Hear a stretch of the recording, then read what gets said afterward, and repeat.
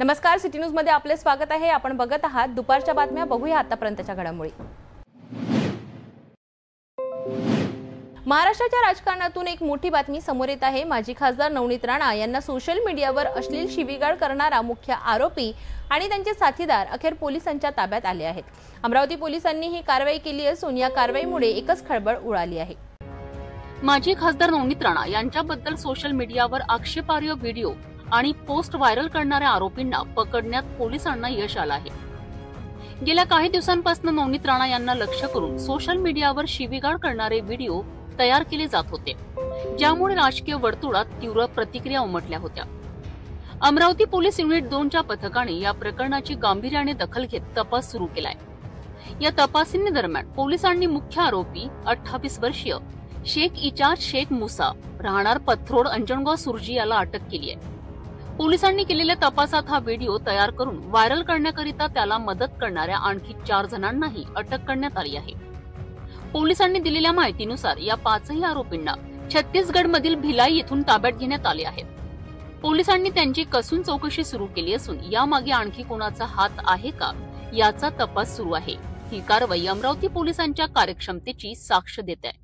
पोलिसांच्या कारवाईमुळे आता सोशल मीडियावर अश्लील आणि आक्षेपार्ह पोस्ट करणाऱ्यांवर एक कडक संदेश मिळाला आहे। या प्रकरणाचा पुढील तपासाकडे आता सर्वांचे लक्ष लागून आहे।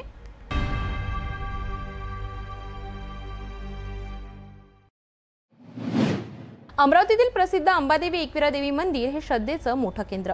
राखीपासून सुरू होणाऱ्या हिंदू सणांच्या पार्श्वभूमीवर येथे भाविकांची प्रचंड गर्दी उसळते, पण श्रद्धेच्या या मार्गावर आज मोठा अडथळा उभा आहे। राजापेठ ते अंबा मंदिर जाणारा रस्ता खस्ताहाल झाल्याने भाविकांसह स्थानिक नागरिक अक्षरशः त्रस्त झाले आहेत। मोठमोठ्या खड्ड्यांमुळे नागरिकांचा प्रवास धोकादायक ठरत असून नवरात्रीपूर्वी हा प्रश्न सुटण्याची मागणी होत आहे।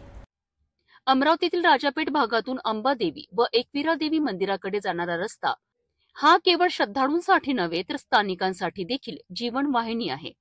मात्र सध्या या रस्त्याची अवस्था अत्यंत बिकट झाली आहे। मोठमोठे खड्डे, पावसाच्या पाण्याने भरलेले खोल गाळ आणि सततची धूळ व चिखल यामुळे वाहन चालकांना तर त्रास होतोच आहे, परंतु पायी जाणारे भाविक अक्षरशः धोका पत्करून जातात। या मार्गावर असलेल्या हिंदू स्मशानभूमीला जाणारे नागरिक देखील या समस्येला सामोरे जात आहेत। अंत्ययात्रा काढणाऱ्या लोकांना मृत व्यक्तीचा सन्मान करताना देखील रस्त्याच्या खड्ड्यांमधनं वाट काढावी लागते। राखीपासून सुरू झालेल्या सणांच्या मालिकेनंतर नवरात्रात भाविकांची प्रचंड गर्दी अंबादेवी एकविरा मंदिराकडे ओसंडून जाणार आहे। त्याआधी हा रस्ता दुरुस्त करावा, डांबरीकरण किंवा काँक्रिटीकरण करून भाविकांची व नागरिकांची सोय करावी अशी मागणी सर्वत्र होत आहे। नागरिकांचे म्हणणे आहे की मंदिराच्या मार्गांची अवस्था श्रद्धेचा अपमान करून प्रशासनाने तातडीने लक्ष घालावे। श्रद्धा, संस्कृती आणि परंपरेच्या मार्गावर खड्ड्यांनी अडथळा आणला आहे। नवरात्र उत्सव अगदी दारात उभा असताना प्रशासनाने तातडीने रस्ता दुरुस्तीचे काम हाती घ्यावे हीच भाविकांची एकमुखी मागणी आहे। आता बघायचं आहे की हा रस्ता सणांपूर्वी सपाट होतो की खड्ड्यातूनच भक्तांना प्रवास सुरू राहावा लागतो।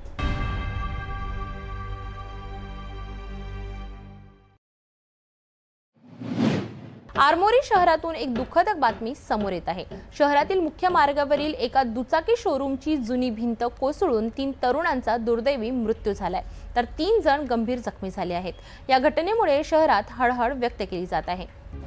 ही दुर्दैवी घटना गडचिरोली जिल्ह्यातील आरमोरी शहरात घडली आहे। भगतसिंग चौकातील हिरो कंपनीच्या दुचाकी शोरूमची जुनी भिंत अचानक कोसळली आहे। शुक्रवारी संध्याकाळी ही घटना घडली तेव्हा काही तरुण या भिंतीजवळ उभे होते। भिंत कोसळल्याने ते सर्वजण ढिगाऱ्याखाली दबले गेले। या दुर्घटनेत ब्रह्मापुरी येथील आकाश बुरांडे तसेच वडसा येथील तहसीम शेख आणि मोहम्मद हसन अली शेख यांचा जागीच मृत्यू झालाय, तर दीपक मेश्राम, विलास मणे आणि सौरभ चौधरी हे 3 जण गंभीर जखमी झाले आहेत। जखमींना उपचाराकरिता गडचिरोलीच्या रुग्णालयात दाखल करण्यात आले आहे। या घटनेनंतर इमारतीची मालकी असलेल्या व्यक्तीवर प्रश्नचिन्ह निर्माण झाले आहेत। नगरपंचायतीने या इमारतीला याआधीच जीर्ण घोषित केले होते आणि तिचा वापर बंद करण्याची नोटीसही दिली होती, तरीही मालकाने याकडे दुर्लक्ष करत शोरूम सुरूच ठेवलेत। याच हलगर्जीपणामुळे निष्पाप तरुणांचा जीव गमवावा लागला। आता पोलिसांनी या प्रकरणाची चौकशी सुरू केली आहे आणि दोषींवर कठोर कारवाईची मागणी केली जात आहे। तर ही होती गडचिरोलीच्या आरमोरी येथील दुर्दैवी घटनेची माहिती।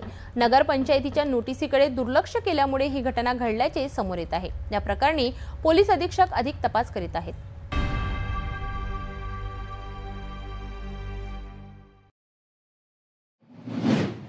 अमरावतीच्या MIDC परिसरातून एक मोठी बातमी समोर येत आहे। शुक्रवारी रात्री ऑल कार्गो घाटी ट्रान्सपोर्ट कंपनीला भीषण आग लागली। या आगीत कंपनीचं मोठं नुकसान झालं असून जवळपास 50 लाखांपेक्षा जास्त किमतीचा माल जळून खाक झाला आहे। आगीचं नेमकं कारण अजूनही अस्पष्ट आहे। अमरावती MIDC मधील national pesticides and chemicals company समोर असलेल्या ऑल कार्गो गती ट्रान्सपोर्ट अँड कुरिअर कंपनीमध्ये मध्यरात्री 1 ते 3च्या सुमारास अचानक आग लागली। ही आग इतकी भीषण होती की पाहता पाहता आगीच्या ज्वालांनी संपूर्ण कंपनीला कवेत घेतलं। बाजूच्या कंपनीच्या चौकीदाराने पहाटे 4च्या सुमारास कंपनीचे संचालक पंकज बेलणकर यांना फोन करून आगीची माहिती दिली। माहिती मिळताच ते तात्काळ घटनास्थळी पोहोचलेत आणि त्यांनी अग्निशामक दलाला व राजापेठ पोलिसांना या घटनेची माहिती दिली। या आगीवर नियंत्रण मिळवण्यासाठी तब्बल 8 ते 9 अग्निशामक गाड्यांना पाचारण करण्यात आले। आगीमुळे कंपनीतील गारमेंट्स, LED इलेक्ट्रिक्स वस्तू, स्पोर्ट्स बाईक, मॉल्सचा माल, तयार कपडे, मोठे टीव्ही, प्रोजेक्टर, पॅनल, फुटवेअर आणि स्टेशनरीसह अनेक वस्तू जळून खाक झाल्यात। या घटनेची माहिती देताना आकाश पिंपळकर यांनी सांगितले की जर वेळीच आगीवर नियंत्रण मिळवता आले नसते तर बाजूच्या श्री कार केअर गॅरेजमध्ये उभ्या असलेल्या 8 ते 10 गाड्यांनाही आगीची झळ बसली असती। सध्या आगीचं कारण अस्पष्ट असून कंपनीमधील CCTV कॅमेऱ्यांचा DVR सुद्धा जळाल्यामुळे घटनेचा तपास करणं आव्हानात्मक बनलं आहे। या घटनेमुळे कंपनीला 50 लाखांपेक्षा जास्त नुकसान झाल्याचा अंदाज आहे। माझं राहणं इथंच आहे गोदावरी कॉलनीमध्ये आणि माझं हे ऑल कार्गो गतीच्या फ्रँचायझी आहे माझ्याकडे, कुरिअरची, ट्रान्सपोर्टेशन अमरावती जिल्ह्याची। तर सकाळी नाईटला कामणारा जाणाऱ्या मुलाचा मला 4:45 वाजता वगैरे फोन आला, कारण गाडीवर नंबर होता। तर मी फोन उचलला, त्यांनी सांगितलं भाऊ तुमच्या या कंपनीमधून आगीचे धूळ वगैरे येत आहे। तसंच मी 10 मिनिटात पोहोचलो आणि येताना मी फायर ब्रिगेडला फोन केला, त्यांनी मुलांनी पण फायर ब्रिगेडला फोन केला। तर आम्ही आलो तो पूर्णपणे आतमधून लोट येत होते, शटर वगैरे एकदम लाल झालेलं होतं। हे मी गेट आधी उघडलं आणि आमच्याकडे पाण्यामुळे ते थोडं करायचा प्रयत्न केला, पण ती इतकी म्हणजे हे होतं, भीषण आग होती, ते काही हे होणार नव्हतं। तर अर्ध्या पाऊण तासातच गाड्या पोहोचल्या फायर ब्रिगेडच्या आणि त्यांनी हे चालू केलं। तर पूर्णपणे जवळपास 100-125 कस्टमरांचं शिपमेंट आतमध्ये होते आणि 50 ते 55 लाखाच्या सुमारास सध्याच तरी एक हे आहे। किती गाड्या लागल्या आग विझवण्यासाठी? 5 ते 6 गाड्या तर लागल्यास। इथे जास्त गारमेंटचं सामान होतं माझ्याकडे, गारमेंट आणि जे इलेक्ट्रॉनिक गुड्स वगैरे राहतात आणि इथे जे टेक्सटाईल्स वगैरे आहेत, फ्रॉकच्या कंपन्या वगैरे, त्यांचं पाठवणारा पण माल होता, जो आज सकाळी निघणार, जो आम्ही आदल्या दिवशी पिकअप करतो संध्याकाळपर्यंत। तो सकाळी गाडीमध्ये लोड होऊन जाते, पण रात्री असं झाल्यामुळं त्याही मालाचं नुकसान। स्पोर्ट बाईक हो, आता कस्टमरचं जे हाऊस होल्ड वगैरे मटेरियल पण काही आलं होतं, तर त्यांच्यात त्यांची बाईक पण असेल, घर सामान वगैरे जे आर्मी असतात। यामध्ये जे आहे जितकं माल आहे आणि यामध्ये जे नुकसान झालं आहे या संदर्भामध्ये काही विमा वगैरे? हो, आता कंपनीचं तसं माझं बोलणं झालं आहे, ते हायर ऑथॉरिटीचे पर्सन येत आहेत नागपूर वगैरे मेन ब्रांच मधून, ते सर्व डाटा वगैरे काढून येतील आणि तेव्हाच ते सांगू शकू आपण काय झालं।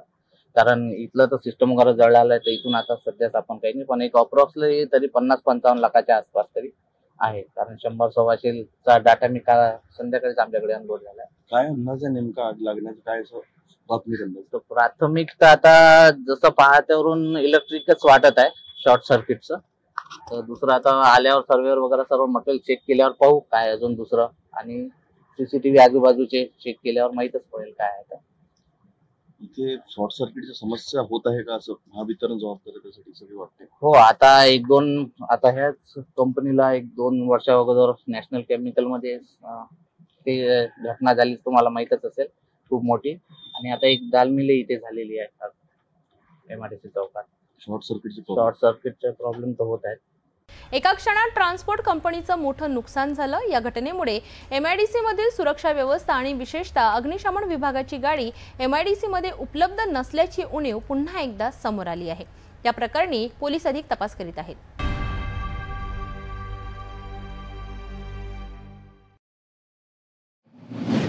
कधीतरी असं काहीतरी घडतं जे आपल्याला माणूस म्हणून पुन्हा एकदा विचार करायला लावतं।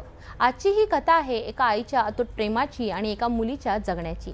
अमरावतीमधून एक हृदयस्पर्शी घटना समोर आली आहे, जिथे एका आपल्या 18 वर्षाच्या मुलीसाठी आईने केवळ अवयवदानच नाही तर एक नवीन जीवन दिलं आहे।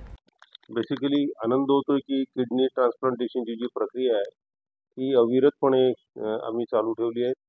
शासनाचा आम्हाला सातत्याने मदत आणि पाठीवर थाप मिळत राहिली असल्या कारणामुळे आपण गरीब रुग्णांपर्यंत अतिशय दुर्मिळ अशी ही शस्त्रक्रिया आपण पोहोचवत आहोत।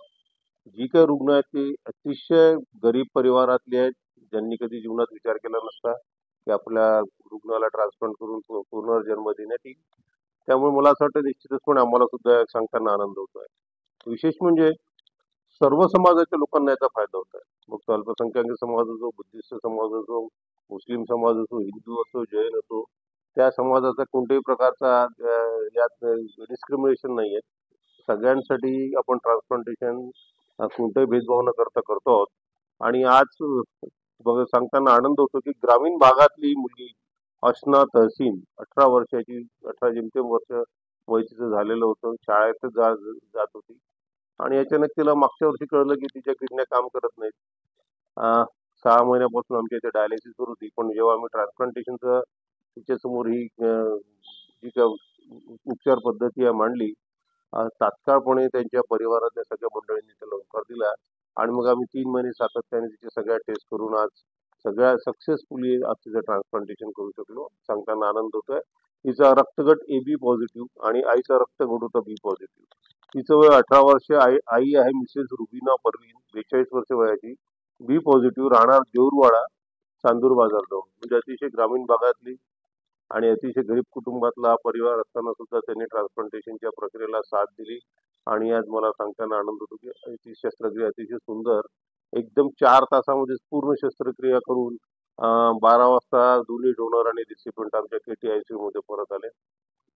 पुनश्च एकदा medical superintendent, officer on special duty, OTचा स्टाफ, KTICUचा स्टाफ, नेफ्रोलॉजिस्ट आणि प्रामुख्याने अनेस्थेटिस्ट आणि यूरोलॉजिस्ट या सगळ्या टीम वर्क आहे मोठा। मागच्या वेळेस सांगितलं 30 ते 35 लोकांची त्यामुळे लागतात। त्या सगळ्या लोकांच्या सहकार्याशिवाय शक्य होऊ शकत नाही।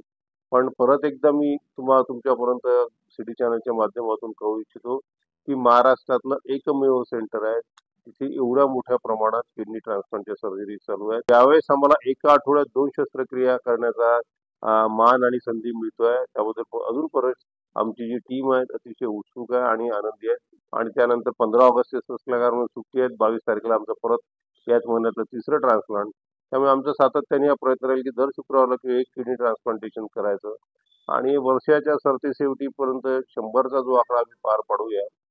या सगळ्या गोष्टीचं अभिनंदन आमचे सगळे नेते, मुख्यमंत्री, उपमुख्यमंत्री आणि हेल्थ मिनिस्टर आबिटकर यांनी सुद्धा फार कौतुक केलं आणि सगळ्यांना त्यांचा रेफरन्स देतात की अमरावतीला जे ट्रान्सप्लांटेशन चालू आहे ते महाराष्ट्रभर सगळ्या लोकांनी राबवायला पाहिजे। तो जो प्रोटोकॉल आहे, ज्या प्रकारे ते घडवून आणतायत त्याचं लोकांनी पालन केलं पाहिजे आणि त्याचीच उजळणी करून आपल्या सगळ्या ठिकाणी आपण ट्रान्सप्लांट करूया असं ते प्रत्येक सेंटरला जाऊन सांगतात। कदाचित काही दिवसातच अशा शस्त्रक्रिया बाकी ठिकाणी सुपर स्पेशालिटी हॉस्पिटलला सुद्धा चालू होतील। पुनश्च ज्या रुग्णांचं आज ट्रान्सप्लांटेशन त्यांना शुभेच्छा देतो आणि आभार व्यक्त करतो ज्या मातेने आपल्या मुलीला, अविवाहित मुलगी 18 वर्षाची छोटीशी मुलगी आहे, तिचं आम्ही आज ट्रान्सप्लांटेशन करू शकलो। सकाळपासून जवळजवळ 12 ते 8 आता 7 वाजेपर्यंत 8-9 लिटर तिला लघवी झाली आहे। तिचं क्रिएटिनिन जे 11-12 राहायचं ते 3 वर आलेलं आहे आणि एक प्रकृती एकदम उत्तम आहे। पुनश्च तुम्हा सगळ्या लोकांचे आभार व्यक्त करतो, शब्दांना गिरवतो। खरंच आईचं प्रेम हे जगातील सर्वात मोठं आणि निस्वार्थ प्रेम आहे। अमरावतीमधून आलेल्या बातमीने हे पुन्हा एकदा सिद्ध केलं आहे। डॉक्टर अविनाश चौधरी आणि त्यांच्या टीमने केलेल्या यशस्वी शस्त्रक्रियेमुळे कुमारी अशनाला एक नवीन आयुष्य मिळालं आहे। हा वैद्यकीय क्षेत्रातील एक मैलाचा दगड आहे आणि महाराष्ट्रातील अवयवदानाला यामुळे नक्कीच एक नवी दिशा मिळेल।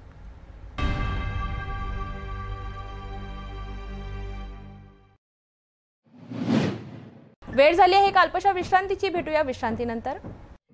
आराधना फ्रेश स्टॉक सेल 1 ऑगस्ट ते 15 ऑगस्ट पासून मान्सून धमाका।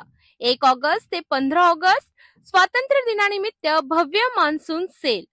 डिझायनिंग साड्या, designing dress material, suiting, shirting, men's wear, ladies wear, kids wear आणि संपूर्ण लग्न बस्ता. ग्राहकांसाठी मान्सून डिस्काउंट.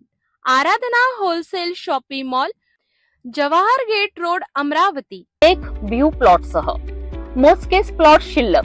त्वरित संपर्क करा 9930706667 किंवा 7620433325 या क्रमांकावर. शादी और ब्याह की शुरुआत आराधना साड़ी के साथ. Aradhana wholesale shopping mall, L2 Bijland complex, Nandgaon Peth, Amravati, Jawahar road, Amravati. विश्रांतीनंतर पुन्हा एकदा आपले स्वागत आहे. बघूया पुढील घडामोडी. अजूनही तुमच्याकडे 2000 रुपयांच्या नोटा आहेत का? तर हा रिपोर्ट नक्की बघा, कारण रिझर्व्ह बँकेने पुन्हा एकदा नागरिकांना महत्त्वाच्या सूचना दिलाय. काय आहे ही सूचना बघूया. रिझर्व्ह बँकेने 2000 रुपयांच्या नोटा चलनातून काढून घेण्याचा निर्णय घेतलाय. त्याला तब्बल 2 वर्षांहून अधिक काळ लोटला, तरीही या गुलाबी नोटा पूर्णपणे बाजारातून गायब झालेल्या नाहीत. मध्यवर्ती बँकेच्या माहितीनुसार अजूनही तब्बल 6017 कोटी रुपये मूल्याच्या नोटा लोकांच्या हातात शिल्लक आहेत. रिझर्व्ह बँकेने स्पष्ट केले आहे की अशा नोटा अजूनही बँकांमधून बदलून मिळणार आहेत. मात्र वेळेवर त्या नोटा परत करणं नागरिकांसाठी महत्वाचं आहे. या नोटा कायदेशीर चलन म्हणून आता वापरल्या येत नसल्या तरी बदलण्यासाठी रिझर्व्ह बँक आणि इतर अधिकृत बँका तयार आहेत. म्हणूनच तुमच्या पाकिटात आणि कपाटात जर अजूनही 2000ची गुलाबी नोट लपून बसली असेल तर तिला ताबडतोब बँकेत घेऊन जा. तरी होती रिझर्व्ह बँकेची महत्त्वपूर्ण सूचना. अजूनही तुमच्याकडे 2000च्या नोटा असतील तर वेळ न दवडता बँकेत जाऊन त्या बदलून घ्या. अशाच महत्त्वाच्या आर्थिक अपडेटसाठी बघत राहा सिटी न्यूज.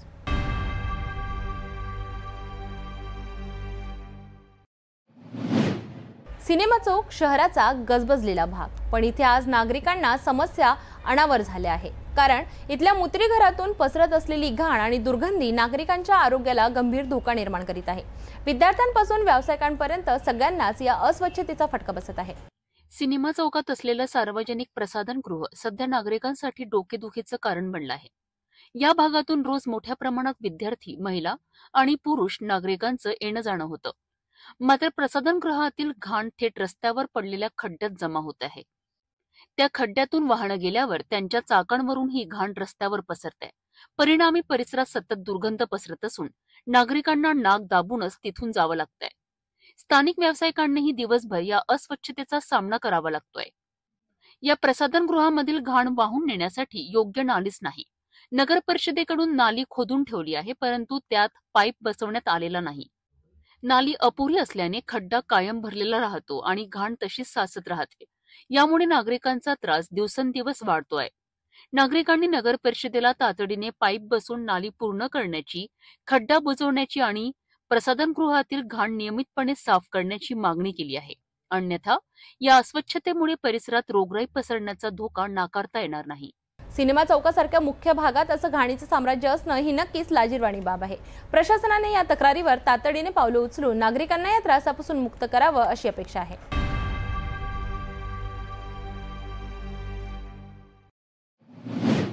मनसर रामटेक मार्गावर पुन्हा एकदा निष्काळजी वाहन चालकामुळे एका युवकाचा बळी गेला आहे. भरधाव टिप्परने चिरडलेल्या एका युवकाचा उपचारादरम्यान मृत्यू झाला. या घटनेनंतर परिसरात रास्ता रोको आंदोलन पेटले. मनसर रामटेक मार्गावर महानुभाव पंथ आश्रमाजवळ भरधाव वेगाने येणाऱ्या टिप्परने रस्ता ओलांडणाऱ्या केशव सीताराम कोडापे या युवकाला चिरडले. 8 ऑगस्ट रोजी दुपारी 4:30च्या सुमारास झालेल्या या अपघातात टिप्परने चाक केशवच्या डाव्या हातावरून नेल्याने हात पूर्णपणे निकामी झालाय. या घटनेनंतर ओरिएंटल टोल प्लाझाचे डॉक्टर गजविये यांनी तात्काळ घटनास्थळी धाव घेत जखमीला उपजिल्हा रुग्णालयात दाखल केलेत. त्यांची अवस्था सिरियस आहे. त्यांना ग्रामीण रुग्णालयामध्ये नेलं आहे. प्रथमोपचारसाठी केलेलं आहे. तिथून त्यांना रेफर नागपूरसाठी केलेलं आहे. त्यांच्या हेड इंजुरी आणि एक हाताला लागलेला आहे. प्राथमिक उपचारानंतर त्याला नागपूर मेडिकलला रेफर करण्यात आलाय. मात्र 9 ऑगस्ट रोजी सकाळी 9:30 वाजता उपचारादरम्यान त्यांचा मृत्यू झालाय. या अपघातामुळे संतप्त स्थानिक नागरिक, लोकप्रतिनिधी आणि सामाजिक कार्यकर्त्यांनी घटनास्थळी रस्ता रोको आंदोलन छेडलेत. यामुळे परिसरात मोठी वाहतूक कोंडी झाली आहे. रामटेक पोलिसांनी तात्काळ घटनास्थळी पोहोचून परिस्थिती नियंत्रणात आणली आहे. परंतु आंदोलकांनी मागण्या मान्य होईपर्यंत आंदोलन सुरू ठेवण्याचा निर्धार व्यक्त केलाय. शेवटी तहसीलदार रमेश कोळपे यांनी सर्व मागण्या मान्य करण्याचं आश्वासन दिल्यानंतर जवळपास 1.5 तासांनी मार्ग मोकळा करण्यात आलाय. आंदोलनकर्त्यांनी काय मागणी केली आहे आणि प्रशासन यावर काय उपाययोजना करणार आहे?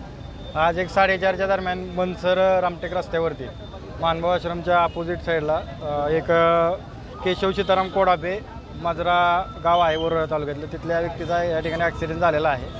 ट्रकने ॲक्सिडेंट झालेला आहे. ट्रकसुद्धा पकडण्यात आलेला आहे. त्यानंतर या ठिकाणी सतीभाऊ डोंगरे असतील किंवा गुजूभाऊ यादव असतील, यांनी या ठिकाणी रस्त्यावरती बसून पूर्ण दोन्ही बाजूचे ट्रॅफिक जाम केली होती.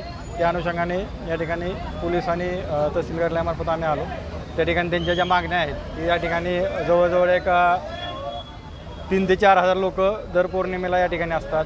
रविवारी या ठिकाणी गर्दी असते आणि या लोकांना समोरच्या मठामध्ये आश्रममध्ये जाण्याकरता रस्ता क्रॉस करायला लागतो. तर त्या अनुषंगाने या ठिकाणी बॅरिगेटिंग लावण्याबाबतच्या सूचना पोलीस विभागाला देण्यात आलेल्या आहेत.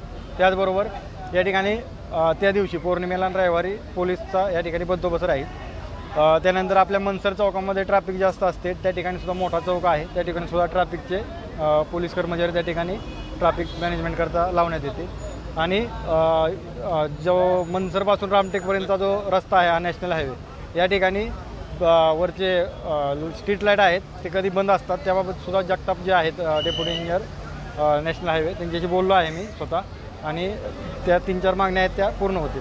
आणि जो व्यक्ती याच्यामध्ये अपघातात ज्याला गंभीररित्या जखमी झालेला आहे, तो ट्रक पकडलेला आहे, त्याच्या ट्रक मालकाशी सुद्धा आमचं बोलणं झालेलं आहे. ते सुद्धा त्या संबंधित व्यक्तीचा दवाखान्यातला सर्व खर्च ते देण्यास तयार आहेत आणि नियमानुसार संबंधित ट्रक मालक आणि ड्रायव्हरवरती कारवाई होईल. मनसर रामटेक मार्गावरील हा अपघात पुन्हा एकदा वाहतूक सुरक्षेचा प्रश्न अधोरेखित करतो. स्थानिकांच्या मागण्या प्रत्यक्षात राबवल्या गेल्या तरच अशा दुर्घटना टळतील.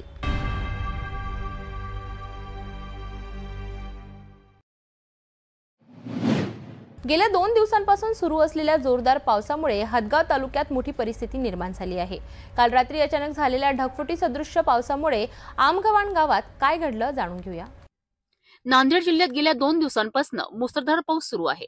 याच पावसामुळे हदगाव तालुक्यातील आमगव्हाण गावात ढगफुटी सदृश्य परिस्थिती निर्माण झाली आहे. रात्री अचानक पाण्याचा प्रवाह इतका वाढला की गावातील नदीला पूर आला. पाण्याचा वेग इतका जास्त होता की गावातील अनेक घरांमध्ये पाणी शिरलेत. यामुळे नागरिकांमध्ये भीतीचं वातावरण पसरलं होतं. सुदैवाने काही तासांनी पाण्याचा जोर ओसरल्याने मोठा अनर्थ टळलाय. परंतु या पावसामुळे आमगव्हाण ते शेबार पिंपळी हा मार्ग पूर्णपणे बंद झाला आहे. प्रशासनाने तातडीने मदत कार्य सुरू केले असून परिस्थिती नियंत्रणात आणण्याकरिता प्रयत्न सुरू आहेत.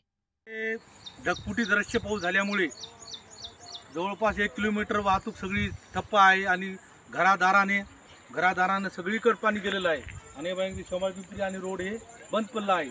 तरी प्रशासनाने ताबडतोब दखल घेऊन याचा हे मार्ग काढावा हीच विनंती. इकडे दृश्य पाऊस झाल्यामुळे सगळ्या घरादारांना सगळ्या पाणी गेलेलं आहे. हे पहा इकडे पहा सगळीकडे पाणी गेलेलं आहे आणि कोणतेही प्रशासनाला सांगूनही बी आतापर्यंत कुणी आलं नाही. लगातार 2 दिवस झाले ढगफुटी चालू आहे या विभागामध्ये. तरी ताबडतोब सगळ्यांनी यायची कृपा करावी हीच सगळ्याला विनंती आहे. हे दृश्य पाऊस पहा इकडे घरात पाणी गेलेलं आहे, शाळामध्ये पाणी गेलेलं आहे, पुन्हा मंदिरामध्ये घरामध्ये लोकांच्या पाणी गेलेलं आहे, शाळा भुललेली आहे. प्रशासनानं दखल घ्यावी. प्रत्येकाच्या घरामध्ये पाणी गेलं ते तिकडे माणसं अडकलेली आता मंदिर पाण्याखाली गेलं, इकडे शाळा पाण्याखाली गेली. आपण पाहिले की निसर्गाच्या या रौद्र रूपामुळे एका रात्रीत गावकऱ्यांवर मोठं संकट ओढवलं. सुदैवाने कोणतीही जीवितहानी झाली नाही, पण या नैसर्गिक आपत्तीमुळे नागरिकांचे मोठे नुकसान झाले.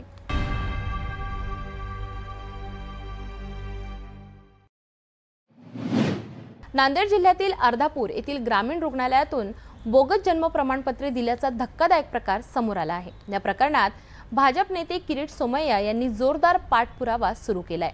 त्यांनी नांदेडचे पोलीस अधीक्षक अविनाश कुमार यांची भेट घेऊन त्यांना या प्रकरणाच्या तपासाची माहिती घेतली. अर्धापूर पोलीस आणि आरोग्य विभागाने हा गुन्हा दाबण्याचा प्रयत्न केल्याचा आरोपही त्यांनी केला आहे. अर्धापूर येथील ग्रामीण रुग्णालयात जो घोटाळा झाला आहे त्याची अधिक माहिती समोर येत आहेत. खूप मोठा गंभीर घोटाळा आहे. आता SP नी स्वतः हा घोटाळा त्याची चौकशी इन्व्हेस्टिगेशन मॉनिटर करायचं ठरवलं आहे. मंत्रालयाने पण यांना सूचना दिली आहेत की यात हेल्थ म्हणजे हॉस्पिटलचा पण जो स्टाफ इन्व्हॉल्व असेल तर त्यांची चौकशी व्हायला हवी. यात पूर्ण कॉम्प्युटर सॉफ्टवेअर सिस्टम याचा भयंकर मोठा दुरुपयोग झालेला आहे. आणि यात भीती अशी आहे की काही लोक सर्टिफिकेट घेऊन पळून गेले आहेत. ते कोण होते, ते घोस्ट आयडेंटिटी तयार करण्यात आली का, त्याचा तपास मला असं वाटतंय की पुढच्या 10-15 दिवसात या तपासाला तीव्र गती मिळेल. आतापर्यंत प्रोग्रेस आहे त्यात तुम्ही समाधानी आहात का? कारण गुन्हा नाही, हे प्रकरण दाबण्याचा अर्धापूर पोलीस स्टेशनच्या अधिकाऱ्यांनी प्रयत्न केला. आरोग्य मंत्रालयाचे स्थानिक अधिकाऱ्यांनी पण दाबण्याचा प्रयत्न केला. आणि ही गोष्ट मी स्वतः डायरेक्टली मुख्यमंत्र्यांशी बोललो. हे खूप गंभीर बाब आहेत आणि म्हणूनच आज मला इथे यावं लागले आहेत.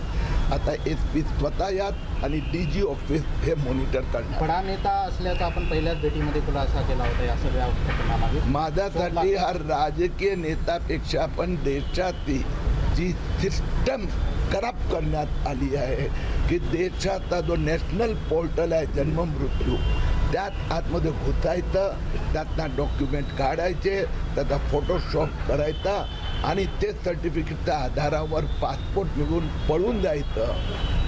फार खतरनाक. भोंग्याचा जो विषय आहे आता मुख्यमंत्र्यांनी स्पष्ट केलं की जर डेसिबलची मर्यादा ओलांडली गेली तर त्या संबंधित पोलीस स्टेशनच्या अधिकाऱ्यांवर कारवाई होणार आहे. माझं चौकशी सुरू झाली आहे. मी 10 दिवसानंतर पुन्हा भोंग्यासाठी नांदेडला येणार आहेत. नांदेड शहरातले भोंगे अजून वाजत आहे.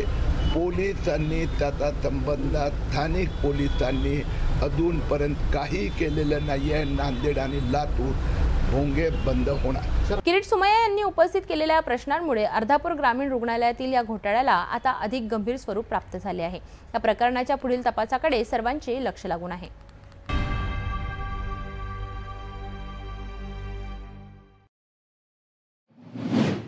अमरावती जिल्ह्यात राष्ट्रवादी काँग्रेस पक्षाच्या आढावा बैठकीत स्थानिक स्वराज्य संस्थांच्या निवडणुकांसाठी जोरदार तयारीची घोषणा करण्यात आली. त्याचवेळी उमेद कर्मचाऱ्यांच्या बेमुदत काम बंद आंदोलनाला आमदार रोहित पवार यांचा पाठिंबा मिळाला असून जिल्हा ग्रामीण विकास यंत्रणेला अधिकाऱ्यांविरोधात गंभीर तक्रारी समोर आल्या आहेत.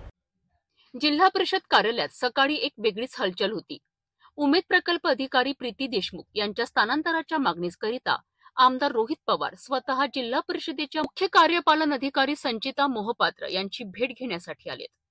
त्यांच्यासोबत उमेदचे शेकडो पदाधिकारी आणि कार्यकर्ते उपस्थित होते. अर्धा तास चाललेल्या या चर्चेत पदाधिकाऱ्यांनी आपल्या तक्रारी थेट CEO समोर मांडल्यात.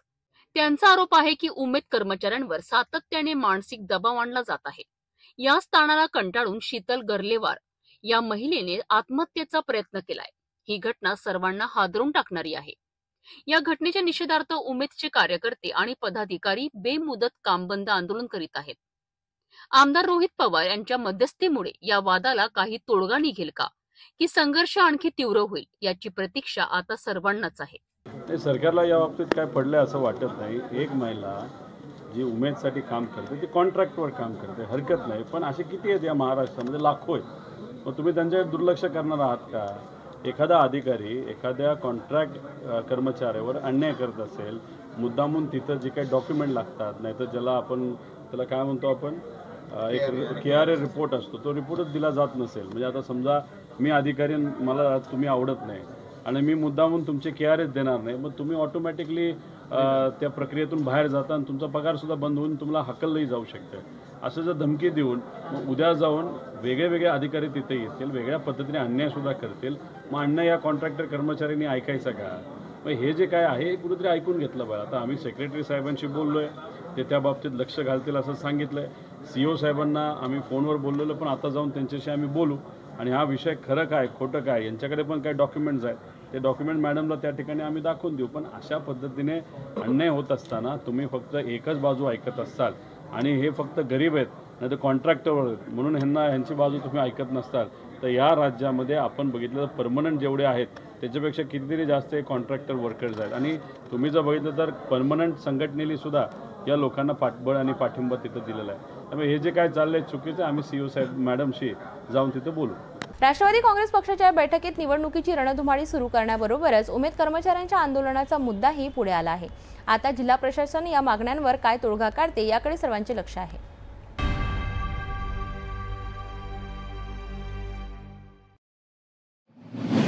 राज्य सरकारच्या आर्थिक तुटीला भरून काढण्यासाठी मद्यप्रेमींवर मोठा आर्थिक बोजा. विदेशी दारूच्या दरात तब्बल 9 ते 70% वाढ आणि त्याचबरोबर परवाना शुल्कातही वाढ. पण यामुळे बाजारात एक वेगळंच चित्र समोर आलंय. विदेशी दारू महागल्याने देशी दारूच्या विक्रीत चांगलीच वाढ झाली आहे. आर्थिक अडचणींचा सामना करणाऱ्या राज्य सरकारने महसूल वाढविण्यासाठी उत्पादन शुल्कात मोठी वाढ करण्याचा निर्णय घेतला आहे.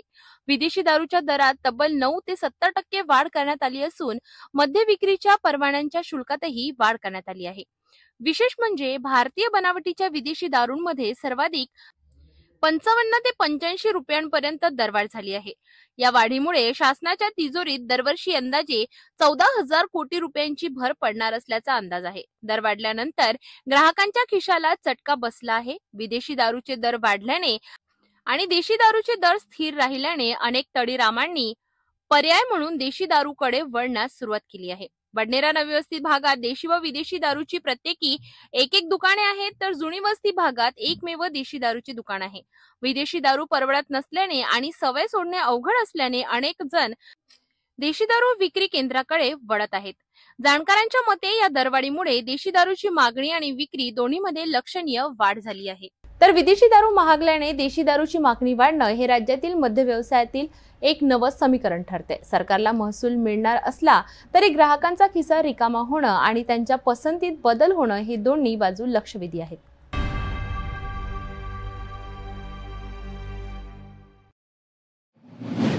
भोकरदन तालुक्यातील धावडा परिसरात भरदिवसात सुरू असलेल्या अवैध मुरुम उत्खननामुळे शासनाचा कोट्यवधी रुपयांचा महसूल बुडत आहे. तलाठी आणि तहसीलदार यांच्या दुर्लक्षामुळे मुरुम माफियांना अक्षरशः फावलं असून नागरिकांचा संताप शिगेला पोहोचला आहे. JCB आणि ट्रॅक्टर चालक उघडपणे आव्हान देत आहेत, आम्ही कोणाच्या बापाला घाबरत नाही. प्रशासन खरंच कारवाई करणार का? भोकरदन तालुक्यातील धावडा परिसरात सध्या दिवसाढवळ्या सुरू आहे मोठ्या प्रमाणावर अवैध मुरुम उत्खनन. शासकीय जमिनी खोदून JCB आणि ट्रॅक्टरद्वारे मुरुमांची वाहतूक केली जात आहे. दररोज 100 ते 150 ट्रॅक्टर आणि हायवा बंपर भरून मुरुम बाहेर जात असल्याची माहिती स्थानिकांकडून मिळते. स्थानिक नागरिकांनी तहसीलदार आणि तलाठी यांना तक्रार केली आहे, मात्र मिळाले फक्त आश्वासनच. तलाठी किशोर राजपूत यांनी पथक पाठवण्याचे सांगितले, परंतु प्रत्यक्षात कोणतीही कारवाई झाली नाही. तहसीलदारांनी तर फोनच उचलला नाही. त्यात भर म्हणजे मुरुम माफियांकडनं नागरिकांनाच धमक्या दिल्या जात आहेत. आम्ही तहसीलदार आणि तलाठीला हप्ता देतो, तुम्ही काहीही करा, आम्ही कोणाच्या बापाला घाबरत नाही. या सर्व प्रकारामुळे शासनाचा महसूल बुडत असून महसूल विभागाचा फायदा काय आहे असा प्रश्न नागरिक विचारत आहेत. नागरिकांमध्ये प्रशासनावरील विश्वास कमी होत असून या मुरुम माफियांवर कधी आणि कोण कारवाई करणार याकडे सर्वांचे लक्ष लागले आहे. धावडा परिसरातील हा प्रकार महसूल विभागाच्या नजरेआड नाही, पण तरीही कारवाई होत नाही. हे नक्कीच धक्कादायक आहे. नागरिकांनी थेट शासन स्तरावर कारवाईची मागणी सुरू केली असून पुढे या मुरुम माफियांवर खरंच अंकुश बसणार का हा मोठा प्रश्न आहे.